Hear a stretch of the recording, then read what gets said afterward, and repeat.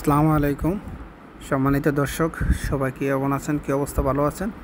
হ্যাঁ, আমি কুয়েতের যে উট বাজারের এটা দেখাচ্ছি আপনাদেরকে সবাইকে।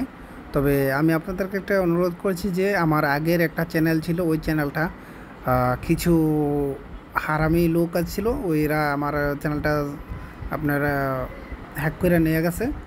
আপনার কাছে এতটুকু আবেদন যে আমার যতজনে দেখবেন এই চ্যানেলটা অন্তপক্ষে সবাই শেয়ার করে দেবেন, সবাই একটু সাবস্ক্রাইব করে দেবেন।